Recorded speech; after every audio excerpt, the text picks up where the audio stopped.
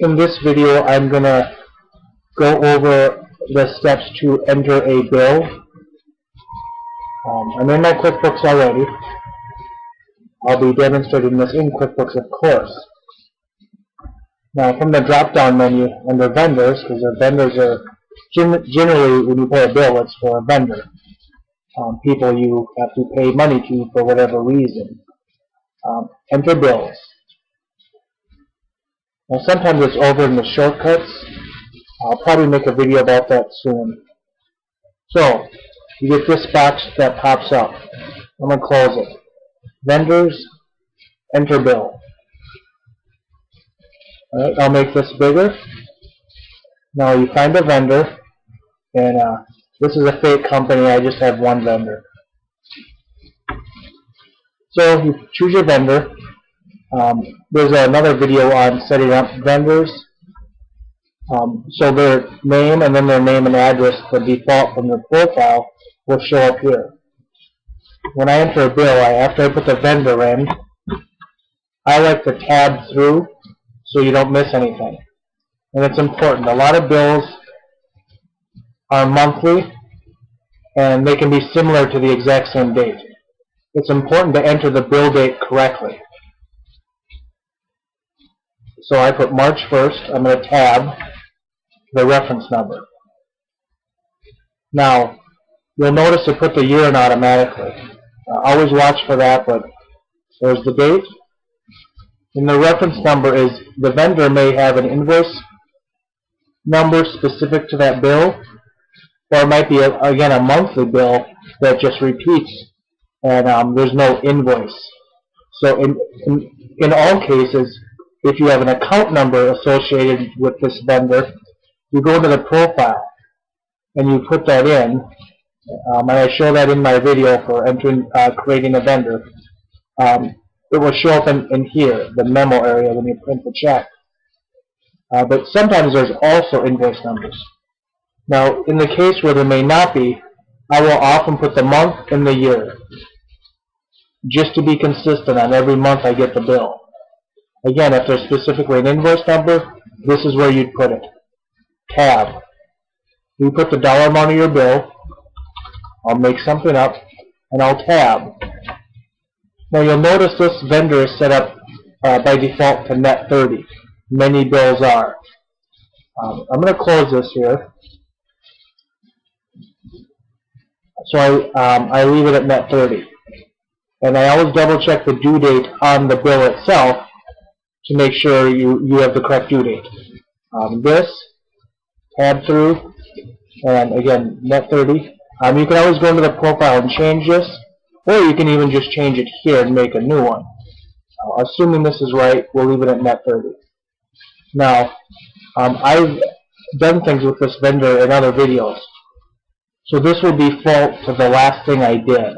But otherwise, it's normally blank. I won't say normally blank, but it can be blank. I'm going to get rid of that. See, now the expenses are 0. So, I'm still going to call it rent and tab. Now earlier you saw that this was defaulted to 1,000 because I put it up here. That was fine. I just went ahead and deleted it. In this case, there's only one expense for this example. Sometimes you'll have a bill for an invoice or a monthly bill for multiple types of expenses. You will just enter them here. And whatever they add up to will add up to this. Well, this number here has to equal this. Otherwise, you're not accounting right. So, when you enter a bill, it's like saying you'll write the check later, or you will pay the bill later. That's why there's a due date in the future. Once you save this, what happens is, whatever expenses are here, and this is naturally a debit. You can watch my video on debits and credits. Even if there's multiple types of expenses, this amount, or if there's other amounts on here, will be debited to this expense account. Again, this example has only one. And this whole number, even if there's one or multiple expense accounts, each one being debited the amount, this whole number is credited to the payables, accounts payable. That is, bills that are due to vendors that you haven't paid yet. It's a liability. That's the credit and debit behind the scenes. Debit the expense account, moving it up from zero or moving it higher from wherever it is because you've got a greater expense once you enter this bill. And this will credit payables, accounts payable that is, and it will move it below zero, which, again, watch my video on credits and debits, will increase your liability in payables, which makes sense. You now owe more money than you do before entering the bill. So that's basically how paying a bill, entering a bill is.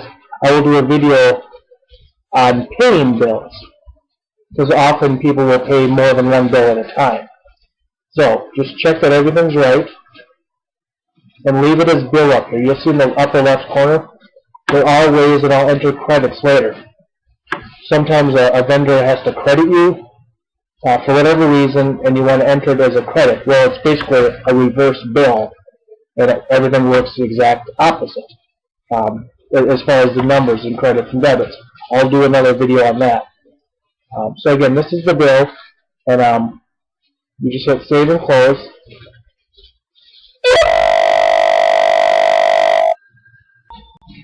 And now you've saved that bill.